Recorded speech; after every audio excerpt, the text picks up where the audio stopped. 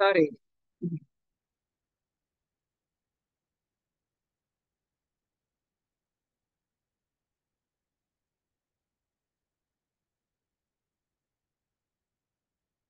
ఎక్కడ మనము ఈ లాస్ట్ మూడిట్లలో ఉన్నాం కదా. ఆ ఎవరన్నా నాకు యామము అంటే ఎన్ని ఎన్ని నిమిషాల సమయమో చెప్పగలరా? ప్రథమ యామము, ద్వితీయ యామము, తృతీయ యామము అని అంటూ ఉంటారు కదా. యామము అంటే ఎన్ని నిమిషాలు? విన్నారా అసలు ఆ పదం ఎప్పుడన్నా, యామం అని? 24 ఏమో. రాత్రిపూట 4 యామాలు ఉంటాయని చెప్తారు. వీటిల్లో వస్తాయండి, దేవి భాగవతం వాటిల్లో, ఉమ్. ఈ పురాణాల్లో చదువుతూ ఉంటాం. అదే ఇప్పుడు ఉమ్, ఇక ప్రతాపరుద్ర యశోభూషణంలో చూసి చెప్తానన్నాను కదా. అది మరి 24 నిమిషాలు అలా అంటే, అంటే అందులో ప్రతాపరుద్ర యశోభూషణం నుంచి అయితే ఈ ఇది ఇక్కడ మన ఇందులో చదివాం కదా.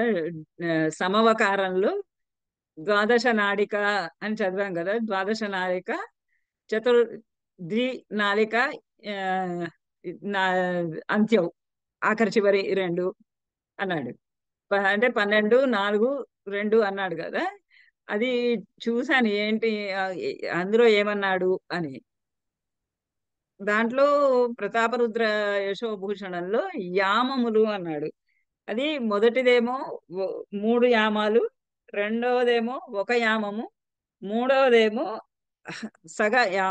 సగం యామము జరగాలి అన్నాడు. అంటే నిన్న అంటే 3 భారతి గారు గంటలు చెప్పినట్టు. ఆ? యామము అంటే 3 గంటలు అని చెప్పని నేను ఇప్పుడే అడిగాను, చెప్పారు. 3 గంటలా యామం అంటే? యామము అంటే 3 గంటలు అంటే 3 గంటలు 24 నిమిషాలు అంటే ఘడియ అంట. నిన్న ఏదో 24 నిమిషాలు అనుకున్నాను కదా ఒకటి. 24 నిమిషాలంటే ఘటిక. ఘటిక ఘడియ. చెప్పారు కదా ఇక్కడ దీంట్లో 24 నిమిషాలు ఘటిక అంటే అని. అలా 12 ఘటికలు, 12 × 24 నిమిషాలు నాటకము సాగుతూ ఉంటే ఎంతమంది ఎలా చూడగలుస్తారు? ప్రతాపరుద్ర యశోభూషణంలో కూడా నేను చూశాను ఏంటి ఇట్లా ఉంది ఏంటి అని. చూస్తే అందులోనేమో 3 యామాలు, 1 యామము, అరయామము అని ఉంది. మళ్ళీ మరి 3 యామాలు ఆ అంటే 3 కాలంలో గంటలు అంటే ఈ కూడా. ఖాళీగా ఉండే రోజులు ఉంటాయి కదండి, ఖాళీగా పనులు లేని నెలలు ఉంటాయి కదా. ఆ నెలల్లో ప్రజలకి విషయ పరిజ్ఞానం ఇవ్వాలి అన్న ఉద్దేశంతో ఇలా వేసేవాళ్ళేమో రోజుల కొద్దీ. అంటే మరి ఇంత మన ఏదో మన శివరాత్రి కనుక రాత్రంతా సినిమాలు చూస్తూ ఉన్నట్టు. అంటే వాళ్ళు పనులు లేనప్పుడు ఆ నెలల్లో ఇంకా అసలు ఏం పనులు ఉండేవి కాదు కదా వాళ్ళకి. సో అలాంటి రోజుల్లో మరి అట్లా పెట్టేవాళ్ళేమో. లేదేమో మరి మనకు తెలియదు కానీ.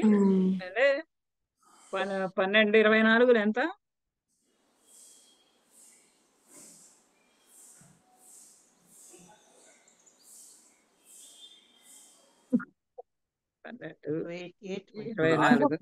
రోజు 288 నిమిషాలు అంటే ప్లస్ 48 నిమిషాలు.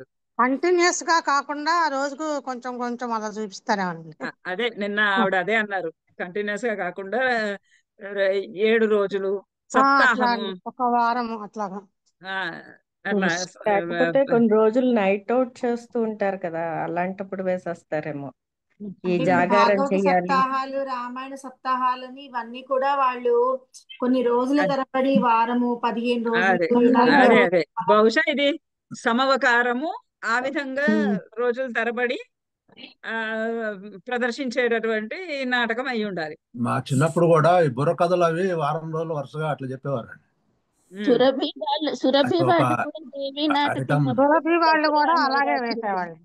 అలా వారం రోజులు కంటిన్యూస్ గా, అంటే ఒక కథ తీసుకొని మొత్తం అయ్యే వరకు వారం రోజులు అట్లా.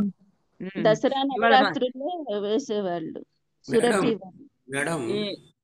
ఇవాళ మా కమ్యూనిటీలో సురభి వాళ్ళ డ్రామా ఉంది. వాళ్ళ సురభి వాళ్ళని అడుగుతాను, మేడం వాళ్ళు ఎప్పుడన్నా వేశారా మేడం ఇలాంటిది?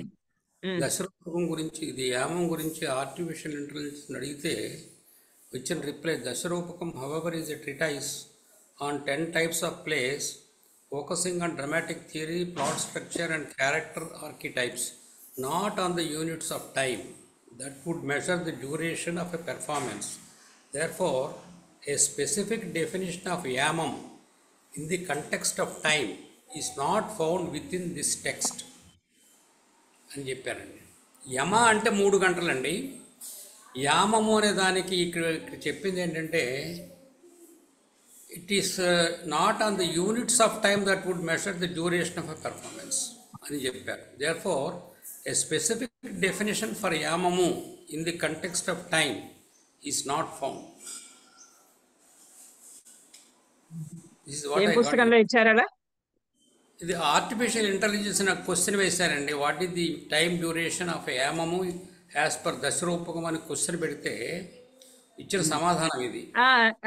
ఏ యాప్ లో పెట్టండి, చాట్ జీపీటీలో పెట్టానండి, సమవకారము పెర్ఫార్మెన్స్ టైము అది పెట్టానండి. యామము means how much time as per Dasarupakam అని పెట్టానండి. పెడితే ఇచ్చిన రిప్లై ఏంటంటే in the context of time, yama is a recognized unit of time. Yama అనేది recognized unit of time. It's a watch or an eighth part of a day, which equates to approximately 3 hours. The day-night cycle was traditionally divided into 8 yamas, with 4 during the night and 4 during the day. This term for a 3-hour period is common in ancient Indian systems of time keeping. ఇది యామ గురించి ఉంది. కానీ ఇక్కడ Dasarupakam however is a treatise on 10 types of plays focusing on dramatic theory, plot structure and character archetypes, not on the units of time that would measure the duration of a performance. Therefore, a specific definition for yamamu in the context of time is not found within this text అన్నారండి.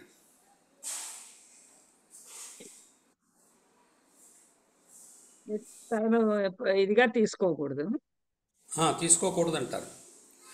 Doesn't appear to be a standard term for a specific unit of time. The traditional ధాము అంటాం duration of a కదండి. samavakara is set at 3 acts, 3 అంకాస్ అన్నాడు.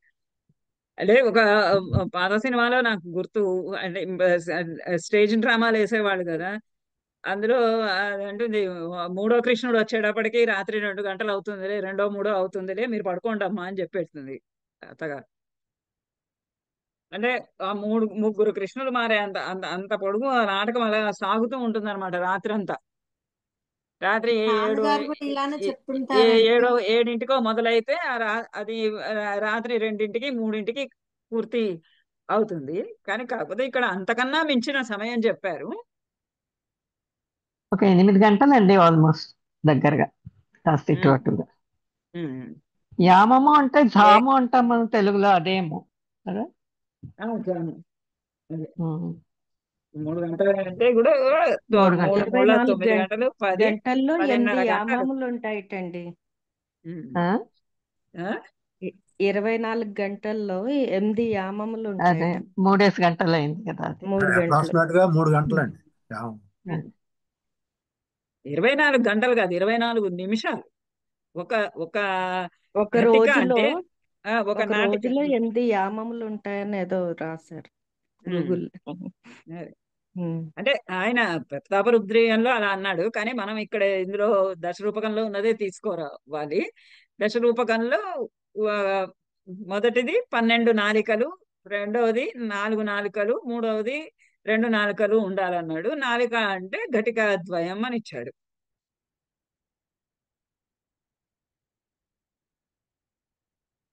సరేలేండి, ఇదంతా ఆ, మీరు ఘటికా ద్వయం అనే రాయండి అంతే, ఎగ్జామ్ కోసంకైతే. అది మీకు అర్థం కావాలంటే ఏం చేయాలని చూసాను నేను. ఓకే, అంకం ఇప్పుడు. అథ అంకః.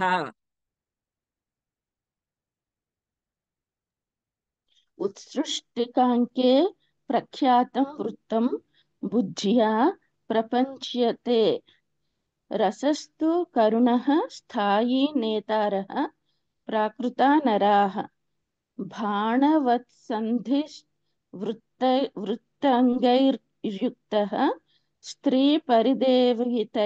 స్త్రీపరిదేవితైః వాచా యుద్ధం విధాతవ్యం తథా జయపరాజయౌ ఉత్సృష్టికాంక ఇతి నాటకాంతర్గతాంక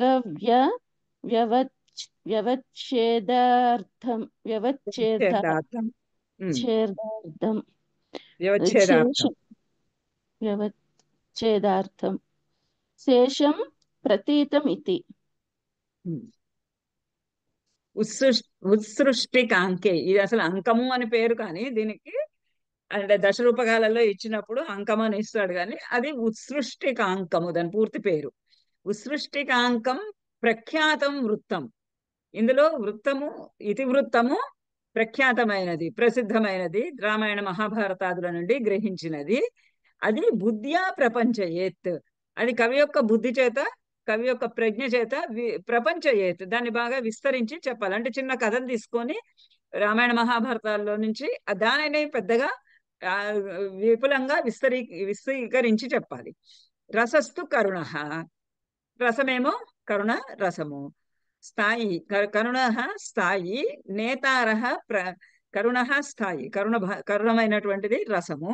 నేతార ప్రాకృతాః నరాః, నేతలందరూ కూడా అంటే నాయకులందరూ కూడా ప్రాకృతాః నరాః, వాళ్ళందరూ కూడా చాలా ఆర్డినరీ, ప్రాకృతాః అంటే మామూలు సామాన్యులైనటువంటి వారు నాయకులుగా ఉండాలి. అంటే ఆ రామాయణ మహాభారతాల నుంచి తీసుకున్నా గానీ వాళ్ళల్లో ఏదో ఒకటి చిన్నగా చాలా అతి చిన్న పాత్ర, ఒక గుహుడిని తీసుకొని ఆ గుహుని యొక్క కథ అంతా కూడా విస్తరించి చెప్పటం, అట్లాంటివి అనమాట. రాముడి కథ కాదు, ప్రఖ్యాతి వృత్తం అన్నారు కాబట్టి అని రాముడు, లక్ష్మణుడు, రావణుడు ఇలాంటి వారి కథ కాకుండా సామాన్యమైనటువంటి వారి యొక్క కథ, ఒక శబరి కథ. ఆ శబరి కథను తీసుకొని దానంతా ఇట్లా విస్తరించాలి.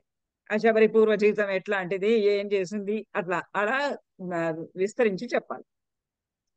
బాణవత్ సంధి వృత్యంగైర్యుక్త, బాణవత్ బాణము వలె, సంధి వృత్తి అంకై యుక్త. ఏంటి బాణంలో ఎన్ని సందులు ఉండాలన్నాడు, ఎన్ని వృత్తులు ఉండాలన్నాడు, ఎన్ని అంకములు ఉండాలన్నాడు? 4 సందులు. సందులు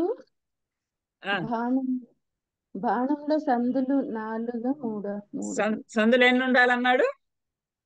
3. ఏవే వద్దన్నాడు? సంధి, నిర్వహణ సంధి వద్దన్నాడు. ముఖ సంధి, నిర్వహణ సంధి ఉండాలన్నాడు, మిగతా 3 అక్కర్లేదు. ముఖ నిర్వహణ సంధులు ఉండాలి అన్నాడు. వృత్తులు ఏ వృత్తులు ఉండాలన్నాడు? భారతీయ వృత్తి ఉండాలి. అవును, భూయస భారతీయ వృత్తి, అధికంగా భారతీయ వృత్తి ఉండాలి అన్నాడు. ఏకాంకిక ఈ విధంగా ఉండాలి. అందుకని మీరు బాణము చాలా గట్టిగా చదువుకోండి, ఎందుకంటే బైహార్ట్ చేయండి బాణంవి. ఇప్పటికి 2-3 రూపక విశేషాల్లో బాణవత్ అనే ఇచ్చాడు.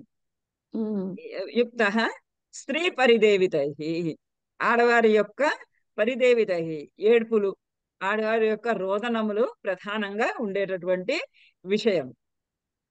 వాచా యుద్ధం, మాటలతోటి యుద్ధాలు, విధాతవ్యం చేయవలే, అంటే భారతీయ వృత్తిలో ఉంటుంది కాబట్టి మాటలు అధికంగా ఉండాలి కాబట్టి ఆ మాటలతోటి ఒకళ్ళ మీద ఒకళ్ళు మాటల బాణాలు విసురుకునేటట్టుగా ఉండాలి. తథా జయ పరాజయము, జయము అపజయము 2 కూడా మాటలతోటి కలహము, వాక్కలహంతో ఉండాలి.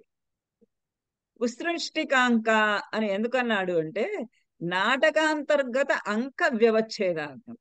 అంకము నాటకంలో 5 అంకాల నుండి 10 అంకాల దాకా ఉండాలి.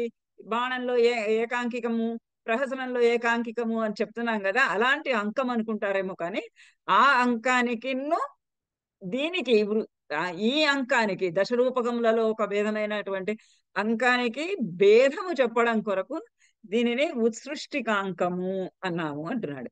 నాటకాంతర్గత నాటకములలో అంతర్గతమైనటువంటి అంకము అంక అనే దానికి వ్యవచ్ఛేదార్థం, దానికన్నా వేరేది ఇది అని చెప్పడానికి, ఆ అంకం కన్నా ఈ అంకం వేరే అని చెప్పడం కోసంకి ఉత్సృష్టికాంకం అని చెప్పబడింది.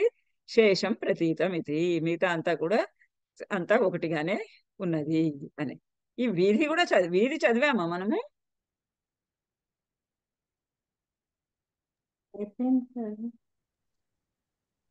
లేదండి, వీధి చదవలేదు అనుకుంటా. చదవలేదు మేడం. మరి చదవండి ఇప్పుడు వీధి. వీధి అంగాలు చదివేశాము. ఎక్కడ భారతీయ వృత్తిని గురించి చెప్తూ ఉన్నప్పుడు భారతీయ వృత్తిలో భేదాలైనటువంటి ప్రరోచన, వీధి, ఆముఖ, ప్రస్తావన, ఆ 4 భాగాల్లో ఒక వీధి అని చెప్పి అక్కడే వీధి గురించి వీధి యొక్క భాగాలన్నీ చెప్పాడు. 13 అంగాలు కూడా చెప్పేశాడు. కానీ నాటకంగా యాజ్ ఇట్ ఈజ్ గా దశరూపకములలో ఒకటైనటువంటి వీధిని గురించి ఇక్కడ చెప్తున్నాడు. వీధితు కైసికీ వృత్తౌ సంధ్యం గాం కైస్తు బాణవత్ రసః సూచ్యస్తు శృంగారః స్పృశేదపి రసాంతరం యుక్తా ప్రస్తావనా ఖ్యాతై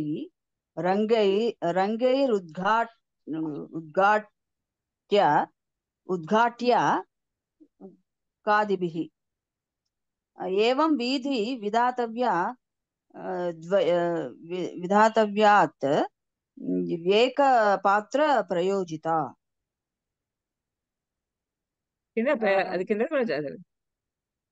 వీధి మార్గో వీధివత్ వీధి మార్గో వీధివత్ వీధి మార్గో అంగానాం తేడా ఏంటంటే అంగాకి అంగనాకి అంగానం నాంకి అంగనాం అంగానాం ఇదే క్లిష్టం.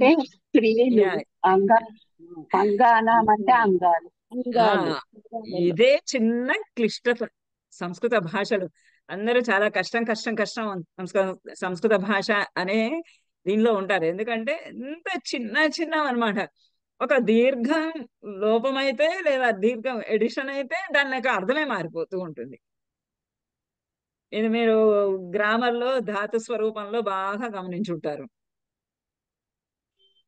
అంగానాం పంక్తిర్వా బాణవత్ కార్య విశేషస్తు రసః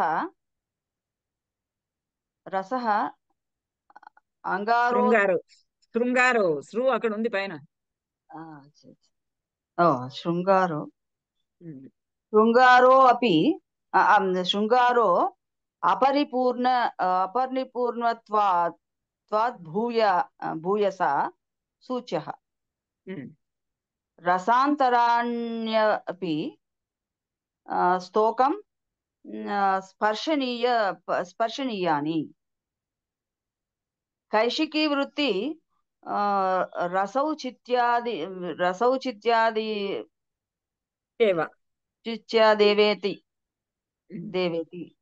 శేషం స్పష్టం. వీధితు కైశికీ వృత్తౌ వీధిలో కైశికీ వృత్తి ప్రధానంగా ఉండాలి. సంధి అంక అంగైస్తు బాణవత్ సంధి సంధ్యంగములు సంధ్యంకములు సంధి అంకములు అంక సంధ్యంగములు ఇవన్నీ కూడానేమో బాణవత్ బాణం వలనే ఉండాలి. అంటే బాణంలో ఏ విధంగా అయితే ఎన్ని సందులు ఉండాలో ఆ సందులు ఆ బాణంలో క్లియర్ గా ఇచ్చాడు. ముఖే నిర్వహణే సాంగే అని. ముఖ నిర్వహణలు సాంగముగా ఉండాలి అన్నాడు. ఇక్కడ కూడా అదే చెప్తున్నాడు. బాణవత్ బాణంలో వలనే సంధి అంగాలు ఉండాలి. అంకములు కూడా ఆ బాణంలో ఎలా అయితే ఉన్నాయో అలానే బాణం వలనే ఉండాలి. అంటే ఏకాంకికమే అయి ఉండాలి. రసః సూచ్యస్తు శృంగారః రసః శృంగారం అనే రసము సూచ్యతు, సూచ్య సూచింపబడాలి. ఆ మాటలలో వాడు మాట్లాడుకునేటటువంటి మాటలలో ప్రధానంగా శృంగార రసము ఉండాలి. స్పృశేదపి రసాంతరం, మిగతా ఇతర రసములు కూడా స్పృశేదపి అలా కొంచెంగా ఉండాలి. టచ్ చేస్తూ ఉండాలి. అంటే వాటిని మిగతా రసాలన్నీ కూడా కొద్దిపాటిగా వస్తూ ఉండాలి. ప్రధానంగానేమో శృంగార రసము ఉండాలి. యుక్త ప్రస్తావనాఖ్య ఇతరై అంగై ఉద్ధాత్యకాదిభిః యుక్త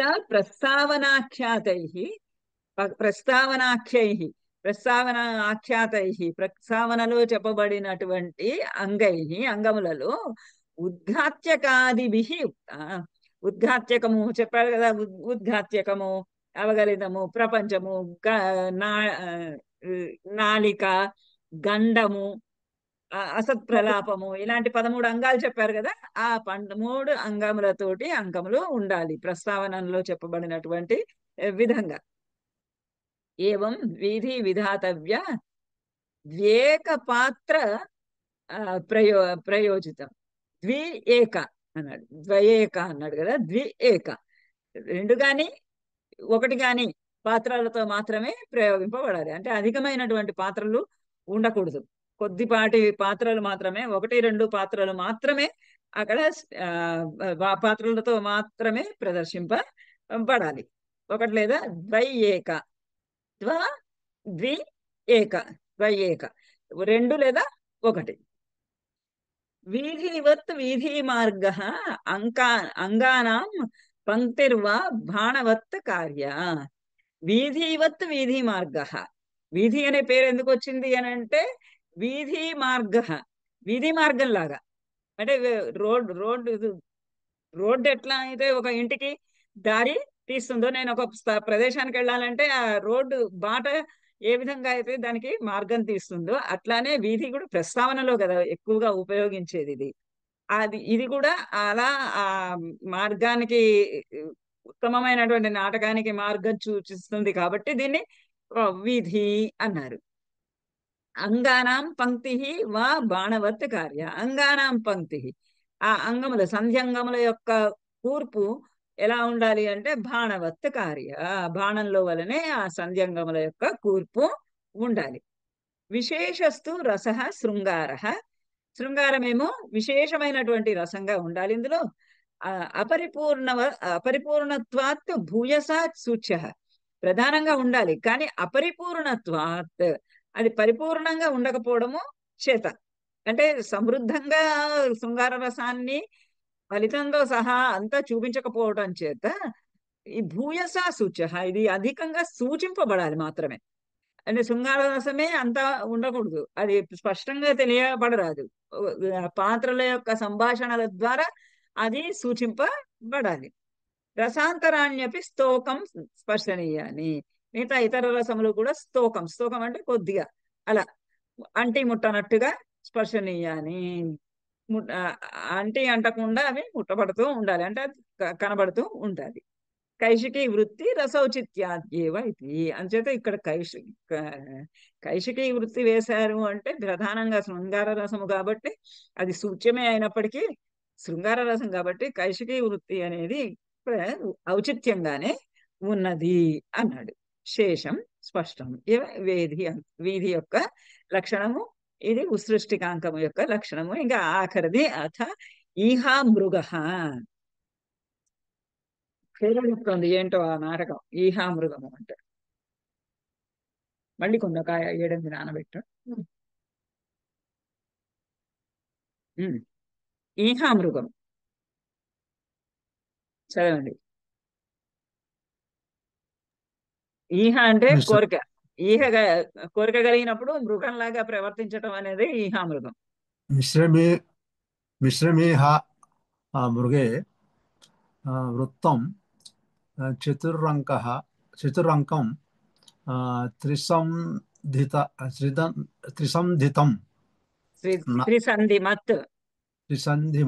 త్రిసంధిమత్ నరదివ్యావ నియమాన్న నియమాన్న యక నాయక నాయక నాయక ప్రతినాయకౌ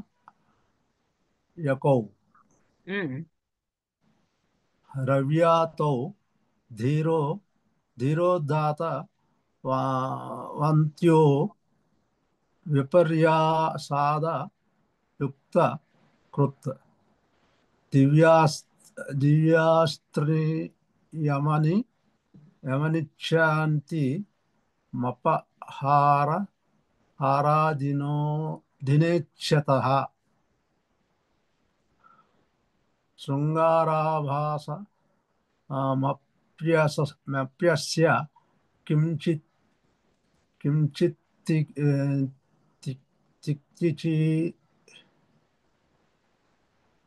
కించిత్ ప్రదర్శయేత్ కించిత్ ప్రదర్శయేత్ సంరంభం పరమానీయ యుద్ధం వ్యాజాన్నివారయేత్ వధ ప్రాప్తస్య కుర్వీత వధం నైవ మహాత్మనః మృగవదలభ్యాం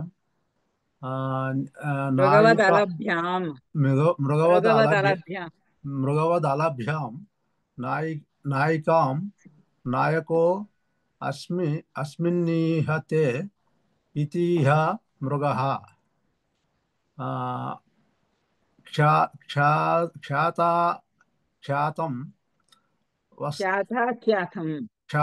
ఖ్యాతం వస్తంత్య ప్రతినాయకో విపర్యాసాద్విపర్య యజ్ఞానాదయుక్త కారీ విధేయః స్పష్టమన్యత్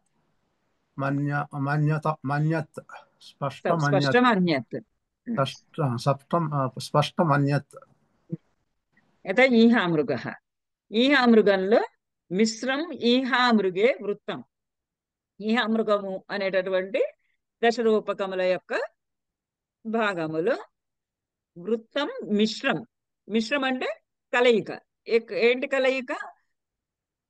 మిశ్రమైన ఇతివృత్తం అంటే కొద్దిగా కథ ఏమో రామాయణ మహాభారతాదులది, కొంతనేమో వీళ్ళు కల్పించినది. అలా రెండు కలిపి ఉన్నట్టుగా ఉండాలి. అందుకనే అక్కడ వ్యాఖ్యానంలో ఖ్యాతాఖ్యాతం అన్నాడు. ఖ్యాత ఆఖ్యాత ప్రసిద్ధంగా ఉన్నది, ప్రసిద్ధంగా ఉన్నది కూడా. రామాయణ మహాభారతాదుల ఎందు ఉన్నది కొద్దిగా కవి యొక్క కల్పితము, సమ్మిశ్రమైనటువంటిది. మూడు రకాలైనటువంటి ఇతివృత్తాలలో ప్రఖ్యాతము, ఉత్పాద్యము, మిశ్రము. ఇది మిశ్రమైనటువంటిది, అంటే ప్రఖ్యాతము ఉత్పాద్యము కలిపి ఉండేటటువంటిది వృత్తం. కలిపినదే మిశ్రమం అండి. మిశ్రము మిశ్రము. ప్రఖ్యాతము కవి కల్పితము రెండు కలిసి ఉంటాయి. చతురంకం త్రిసంధిమత్. చతురంకం 4 అంకములు ఉండాలి. 4 అంకములు. ఇప్పటిదాకా వచ్చినవన్నీ ఏకాంకికలేదు, ఇది 4 అంకములు. త్రిసంధిమత్ 4 అంకాల్లో కలిపి 3 సంధులు మాత్రమే ఉండాలి. ఏ సంధులు ఉండాలో చెప్పలేదు ఇక్కడ. 3 సంధులు మాత్రమే ఉండాలి. బహుశా ముఖ సంధి, ప్రతిముఖ సంధి, నిర్వహణ సంధి.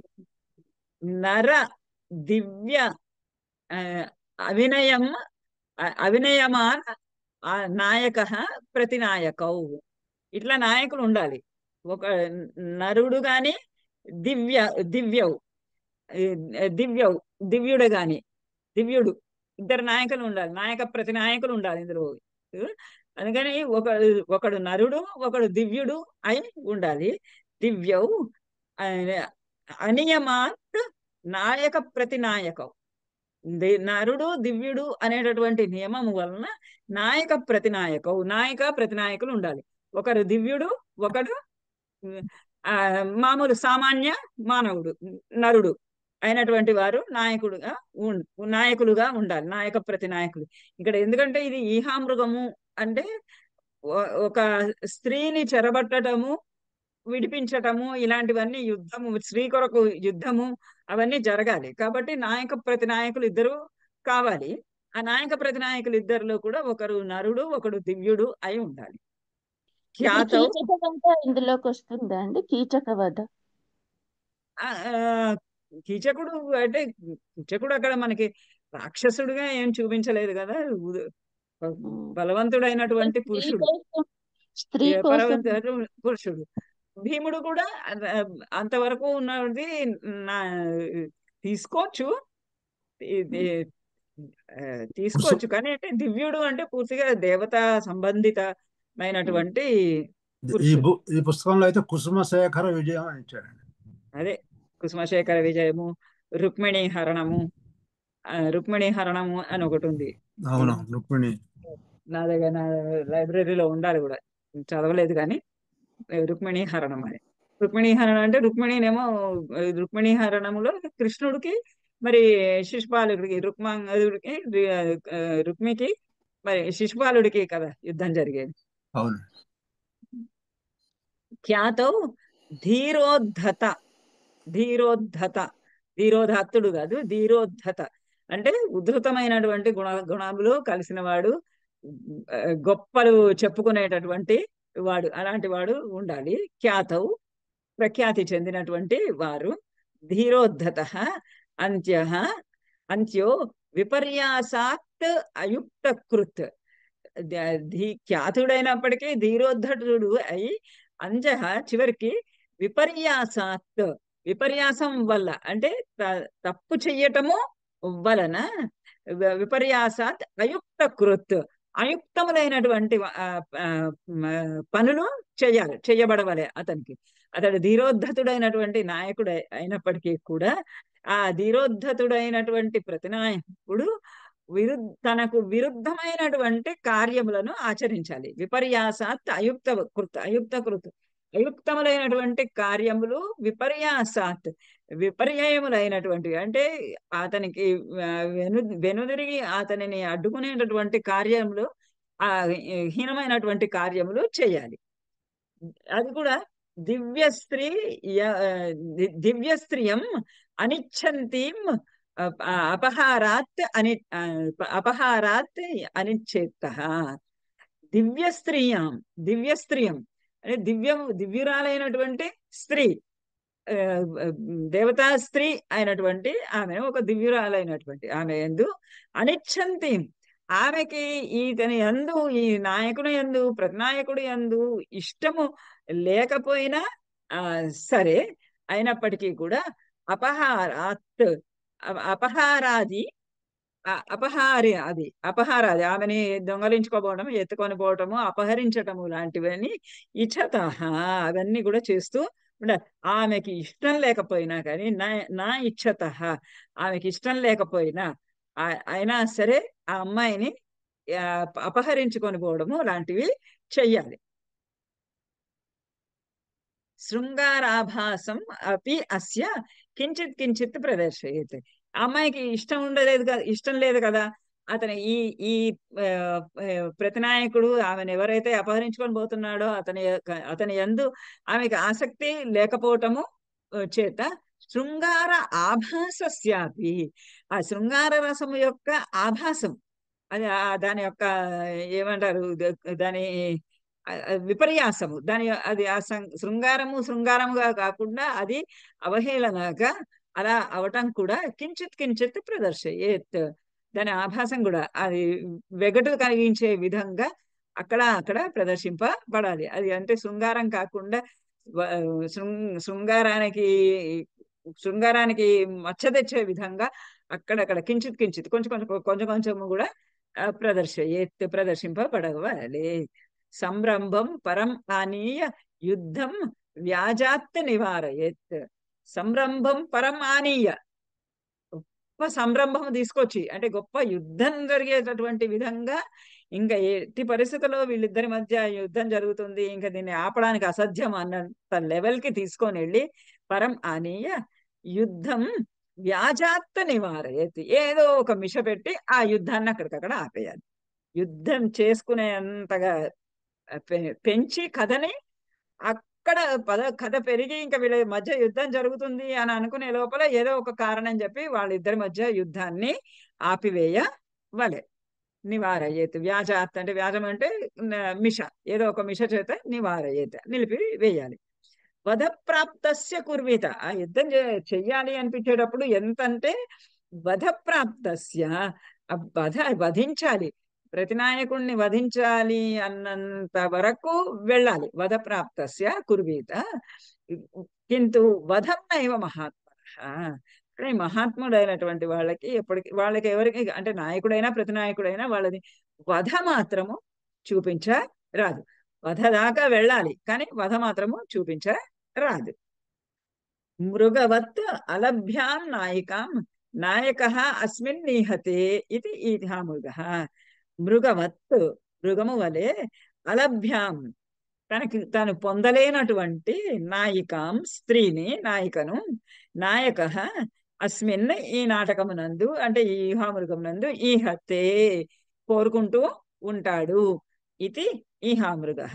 అంచేత ఇది ఈహామృగము అని ప్రసిద్ధం. ఖ్యాతాఖ్యాతం వస్తువు. ఖ్యాతాఖ్యాతం వస్తువు. వస్తువేమో ఖ్యాత ఆఖ్యాతం. కొద్దిగానేమో ప్రసిద్ధమైనటువంటిది, కొద్దిగానేమో కవి యొక్క కల్పితము అయినది. ఇట్లా మిశ్రమైనటువంటి నాటకం రూపకము. అంత్యః ప్రతినాయకః. అంత్యః ప్రతినాయకః. చివరాఖరికి ప్రతినాయకుడు. విపర్యాసాత్ విపర్యయ జ్ఞానాత్ అయుక్తకారి.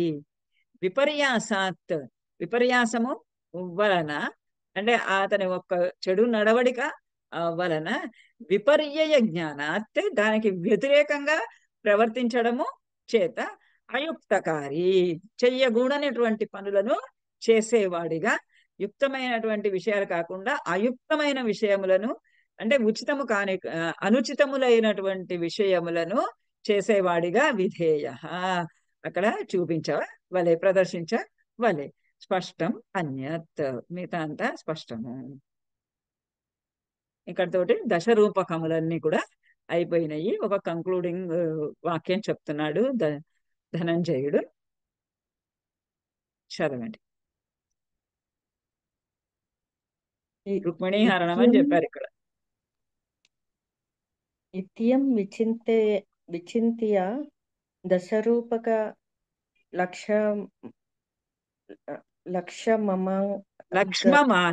లక్ష్మమార్గం మాలోక్య వస్తు పరిభావ్య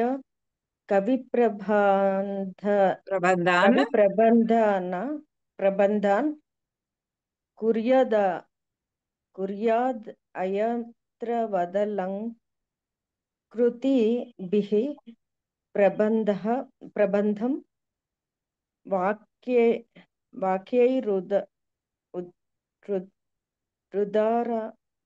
మధురైః స్ఫుటమందవృత్తైః.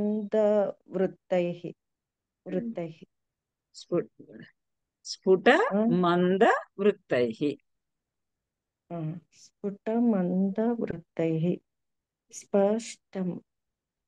స్పష్టం. ఇత్థం ఈ విధంగా విచింత్య ఆలోచించి, దేన్ని గురించి ఆలోచించి, దశరూపక లక్ష్మ మార్గం. ఇది దశరూపకముల యొక్క దశ విధములైనటువంటి రూపకముల యొక్క లక్ష్మ అంటే లక్షణం. దశరూపముల యొక్క లక్షణము యొక్క మార్గము, దారి. నేను ఎటువంటి నా కథని మొదటే చెప్పాడు కదా, కథని ఎంచుకొని ఆద్యంతవు అన్నాడు. ఆద్యంతములు ఎంచుకొని దాన్ని 5 భాగాలుగా విభజించి సంధి చెప్పినప్పుడు చెప్పాడు. ఆద్యంతములు చూసుకొని దాన్ని 5 భాగాలుగా విభజించి 5 రకాల సంధులు అన్నాడు.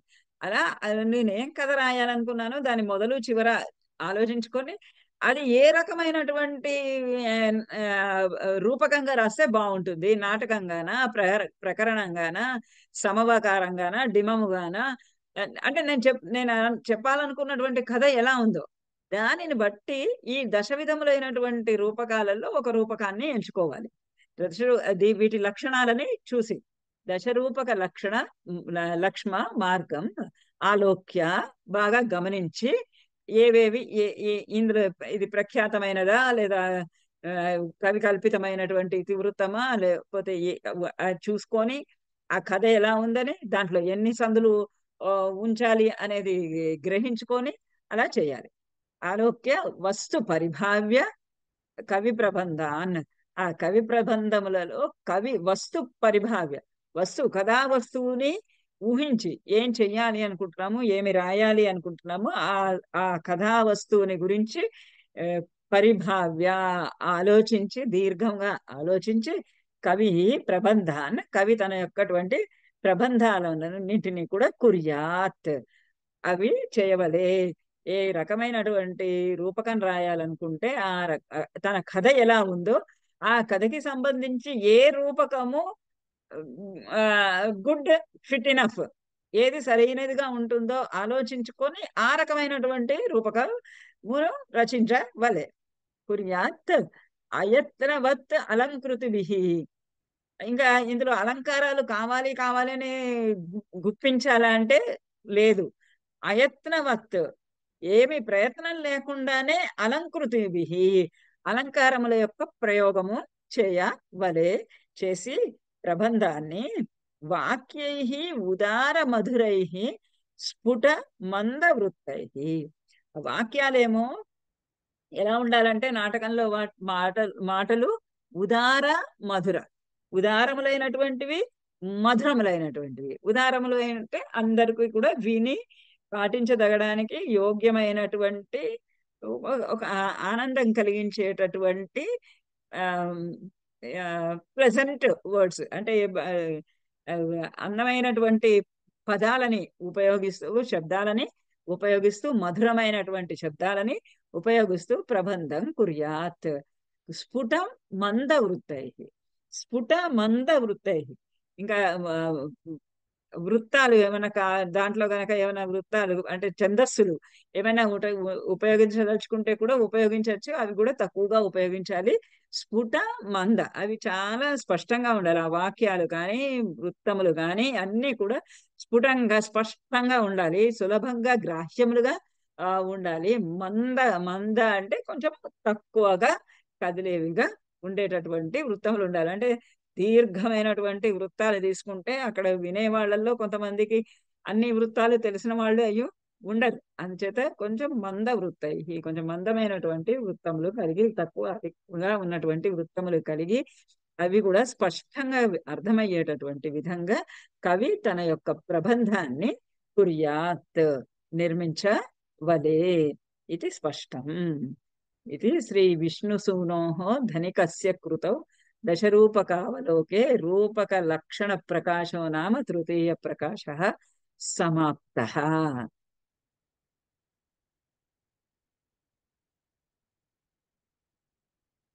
చెప్పండి, ఏమైనా డౌట్స్ ఉన్నాయా? మేడం ఒక్క డౌట్ ఉంది. ఈ స్క్రీన్ ఉంచనా? స్క్రీన్ అవసరం లేదండి. ఈ క్వశ్చన్ పేపర్స్ లో చూశాను, ఆ క్వశ్చనే అర్థం కావడం లేదు నాకు. ద్వయోః లక్ష్య లక్షణం సమన్వయ పూర్వకం వివేచనం కురుత వీథి. అంటే ద్వయోః అంటే ఏమిటండి? అక్కడ వీథి అంటున్నాడు. ద్వయోః అక్కడ కింద ఎన్ని ప్రశ్నలు ఇచ్చాడు, ఎన్ని నాటకాలు, ఒకటే వీథి. వీథి అయితే వీధిలోని ఏవైనా రెండు. వీధి 13 అంగాలు ఉంది కదా, వీధి 13 అంగాలతో ఇస్తున్నాడండి. ద్వయోః లక్ష్య లక్షణం సమన్వయ పూర్వకం వివేచనం కురుత ఈహామృగః. అదొక క్వశ్చన్. అన్నిట్లో ఈ ద్వయోః ఇస్తున్నాడు. లక్ష్య లక్షణం, లక్ష్య లక్షణం అంటే ఏంటి రాయాలండి? లక్ష్య లక్షణం అంటే లక్షణము అంటేనేమో ఇది టెక్స్ట్. లక్ష్యము అంటే ఈ లక్షణాలు పట్టేటటువంటి ఒక ఎగ్జాంపుల్. నాటకము అంటే ఉత్తరరామచరితం రాయొచ్చు. ప్రకరణము అంటే మృచ్ఛకటికము.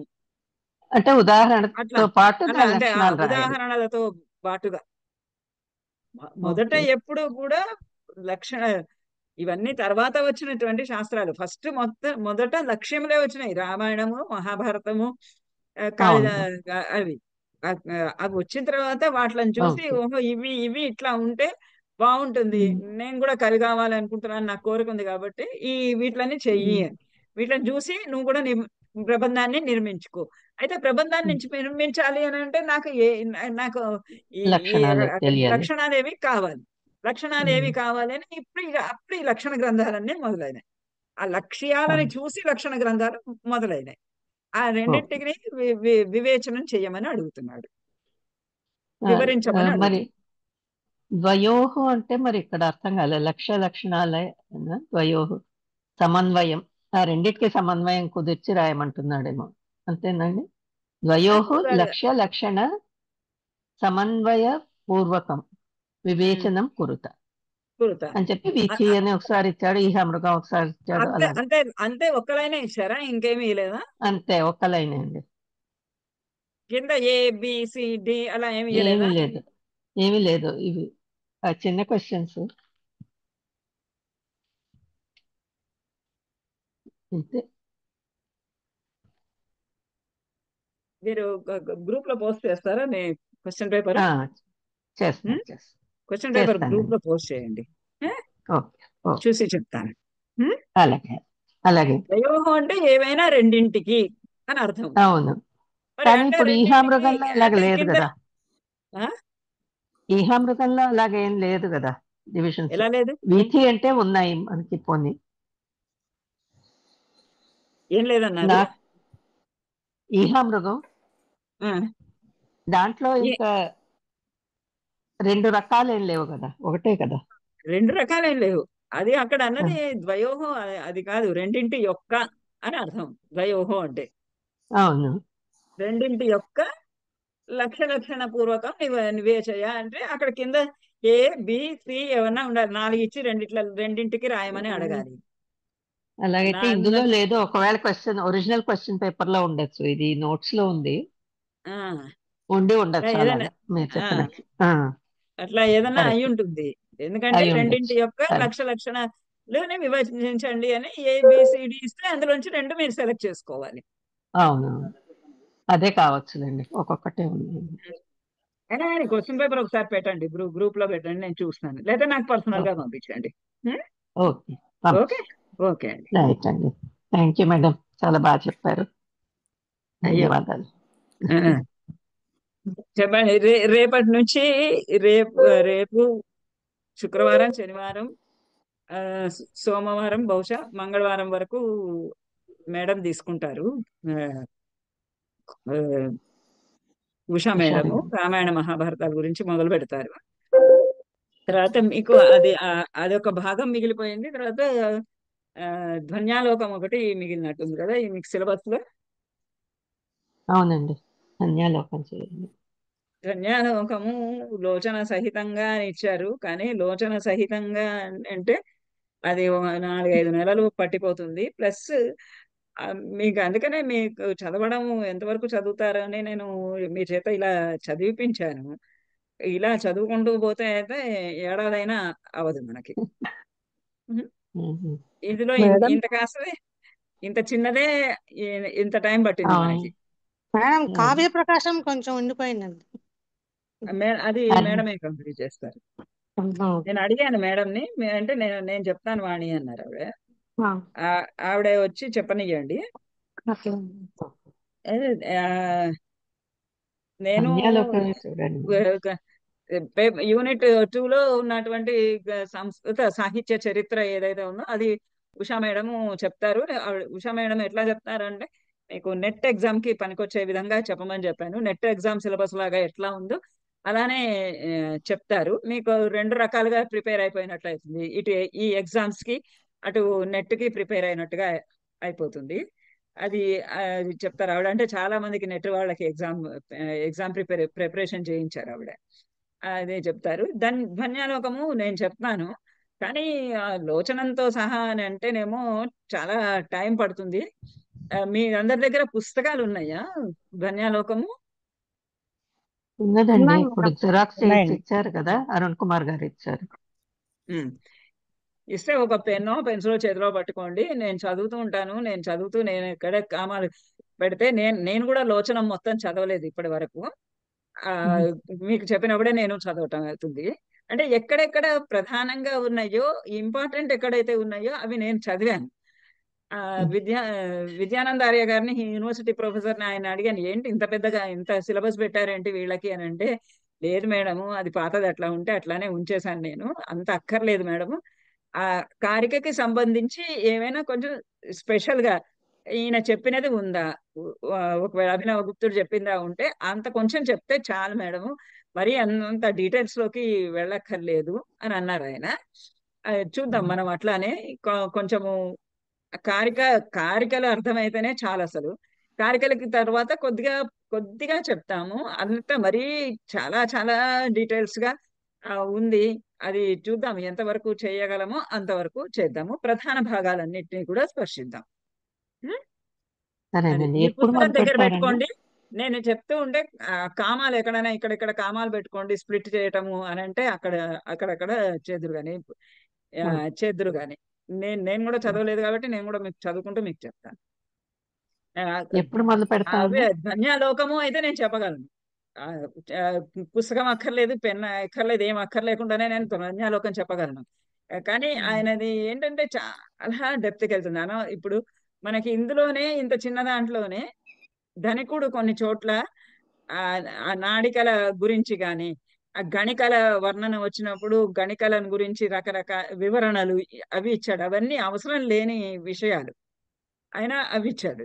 అట్లానే మనకి అభినవ గుప్తుడు కూడా కనిపిస్తుంది. ఎంతవరకు మెల్లగా నిదానంగా చేసుకుంటూ వెళ్దాం.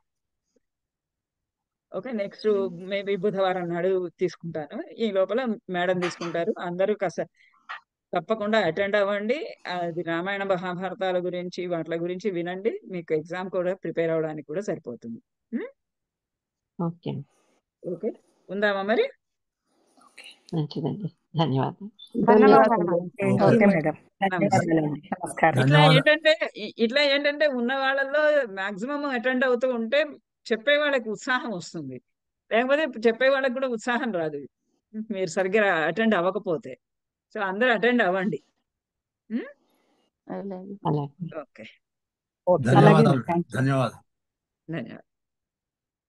ధన్యవాదాలు మేడం, నమస్కారం.